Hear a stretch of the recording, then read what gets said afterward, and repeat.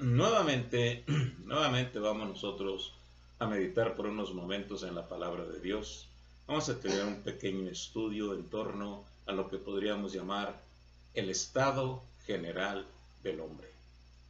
El estado general del hombre, nosotros lo vemos a través de las Sagradas Escrituras y nosotros podemos en muchos aspectos comprender y conocer acerca de la situación del hombre y en ese sentido su relación no solamente principalmente con Dios, sino consigo mismo. ¿Qué es el hombre? Bueno, la palabra del Señor nos lo describe y nos lo enseña y nos habla en torno a la situación, en torno a al estado normal del hombre. ¿Qué es?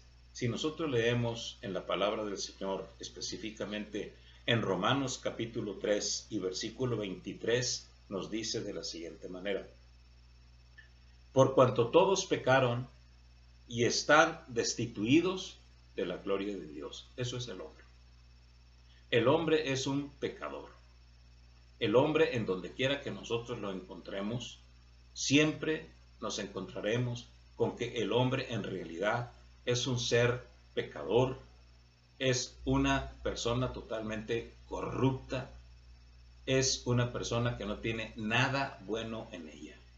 Si algunas cosas incluso las hace bien en un momento dado, porque es una realidad que de repente la persona pueda ocasionar o pueda realizar algunos actos podríamos decir, de bondad, esos no son suficientes delante de Dios. Delante de Dios no lo son. Delante de Dios son basura. Delante de Dios puede en un momento dado incluso cooperar con el mismo hombre, de tal manera que puede considerársele como una persona supuestamente buena, pero no lo es. La Biblia nos dice, por cuanto todos pecaron y están destituidos, todos estamos destituidos de la gloria de Dios. Tenemos nosotros que ser bien claros en ese aspecto. Es decir, nadie va al cielo por ser hombre, por ser persona, nadie va al cielo. Para que pueda ir al cielo, esa persona tiene que borrar y limpiar sus pecados, los cuales no los puede quitar por sí mismos, porque la Biblia dice, por cuanto todos pecaron y están destituidos de la gloria de Dios. Ahora bien, si nosotros vamos ahí mismo en Romanos capítulo 6 y versículo 23, nos dice la Sagrada Escritura, porque la paga del pecado es muerte. Eso es, la paga del pecado es muerte, no muerte física. Eso de hecho, todos estamos condenados a morir físicamente. Pero la Biblia nos habla de otro estado totalmente diferente, el estado espiritual, la cuestión espiritual. Hay una muerte segunda. Esa muerte segunda es la que nos condena definitivamente al infierno, al lago de fuego. La paga del pecado es muerte. Ahora bien, pero más la dádiva de Dios es vida eterna en Cristo Jesús, Señor nuestro. La dádiva de Dios. Nosotros necesitamos la dádiva de Dios, y la dádiva de Dios es Jesucristo. Y solamente a través de Él podemos nosotros tener vida eterna. Ahora bien, muchos por ahí, y la gran mayoría de la humanidad piensa que el hombre es bueno por naturaleza, supuestamente. Sin embargo, las Sagradas Escrituras nos enseñan algo totalmente diferente.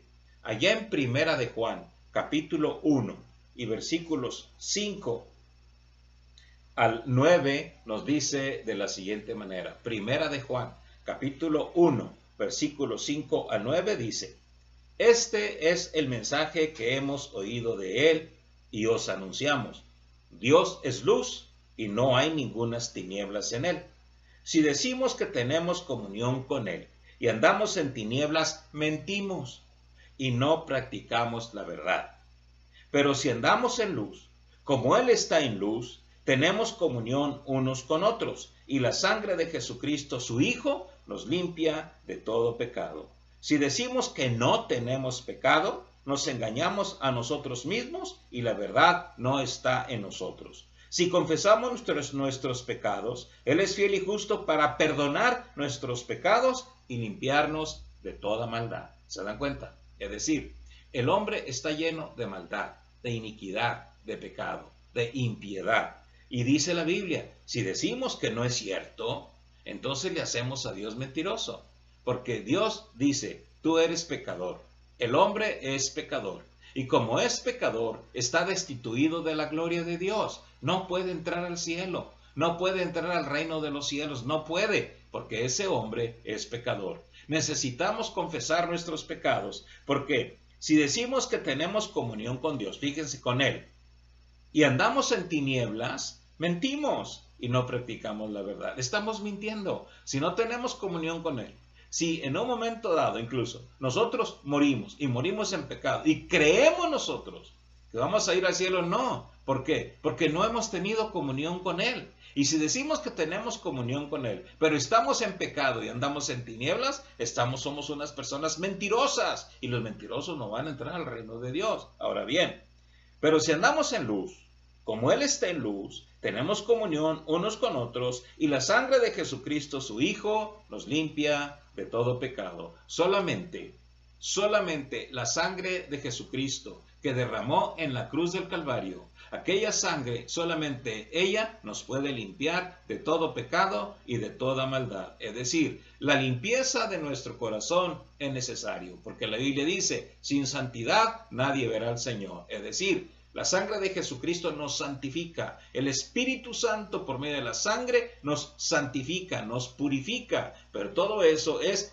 necesario, para todo eso es necesario confesar nuestros pecados. Si confesamos nuestros pecados, Él es fiel y justo para perdonar nuestros pecados y limpiarnos de toda maldad. Solamente confesándole a Él, a nadie más, a Él, nuestros pecados, nosotros podemos ser salvos. Ahora bien, ¿cómo lo podemos lograr? ¿Cómo podemos nosotros lograr entrar al cielo en ese sentido? Limpiando nuestros pecados. Y no solamente eso, tenemos que hacer una confesión pública de nuestra unión con Jesucristo. Y debemos de hacer esto, dice la Biblia. Dice, en el mundo estaba, y el mundo por Él fue hecho, pero el mundo no le conoció. A lo suyo vino, y los suyos no le recibieron. Mas a todos los que le recibieron, a los que creen en su nombre, les dio potestad de ser hechos hijos de Dios, los cuales no son engendrados de sangre, ni de voluntad de carne, ni de voluntad de varón, sino de Dios.